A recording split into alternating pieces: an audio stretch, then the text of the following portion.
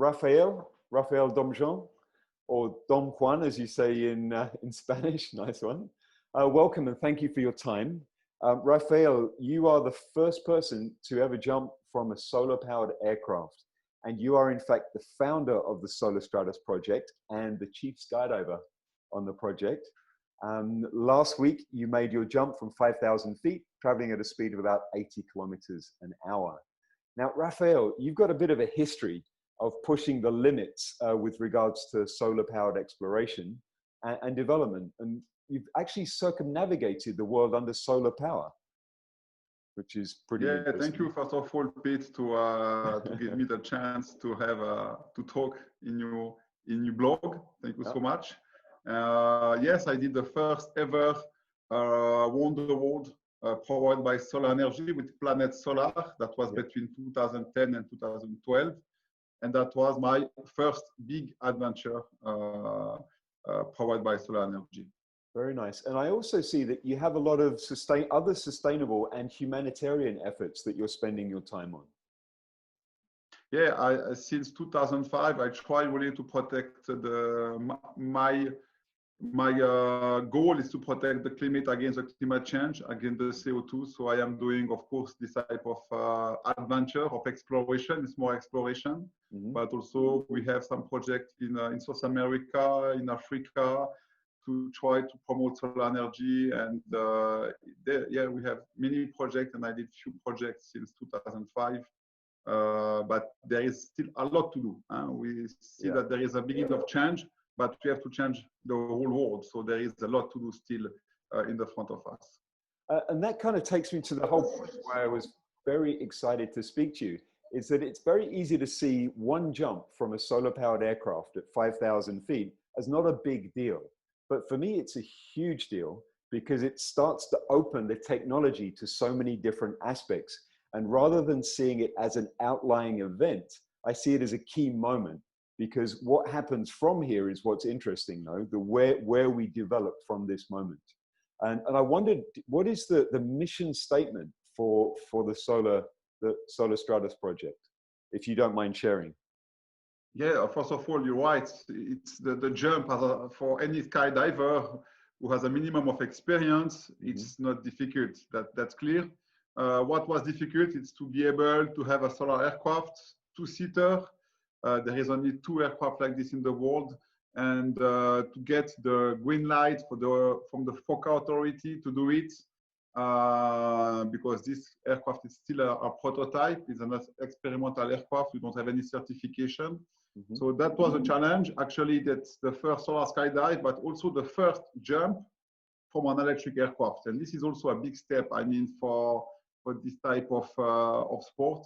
And I think it's a big step for the young generation, because, you know, for the young generation, maybe they can think now, okay, but tomorrow I will not be able to do skydiving. I will not be able to travel because it's not good. I cannot take any aircraft because the aircraft is polluting and is sending so much CO2 in the atmosphere. And what I want to demonstrate now, even in the world of tomorrow, we will work with renewable energies, with electricity. It will still be possible to make some stupid things. What our sport is a little bit stupid, of course, we climb to go down. But this is also very important, because if we do just stuff that is useful, the world will be very boring. So, I mean, I think it's very important to demonstrate that we can still do some sport, some activity that they are not useful. And this is a big step for me. That's the exact motivation that got me doing these things, was trying to speak to people like you who see skydiving not as some just frivolous activity, but it's important, as you say, to have fun while saving the planet. Otherwise, what's worth saving the planet if we can't enjoy it as well? And like I said, the technology that's being developed in order to do these things is stuff that we can then start to draw on, like the Formula One, the way that technology goes down into cars. So the solar panels that you're using, they're obviously the highest, the latest, the greatest. The charging, the battery storage, I'm assuming all of that technology can then drift along to the other aircraft, like the Roy Ganzarski from MagniX, who I interviewed a couple of weeks ago, he was hoping to be the first person to jump from an electric aircraft. And I'm good for you that you managed to beat him to it. Nice one, man. Yeah, so for me, you know, we make some very easy calculation. I don't think so that the future will be of skydiving will be with electric aircraft, but with a solar aircraft, but with electric aircraft. Yeah.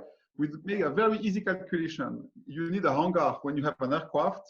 You need a hangar, and we made the calculation not in Spain, but in Switzerland. That is not that good at what you have in Spain, as an example. And we saw that with the roof of the hangar of the plane, you can jump every weekend for 8 months with one aircraft, every day, non-stop.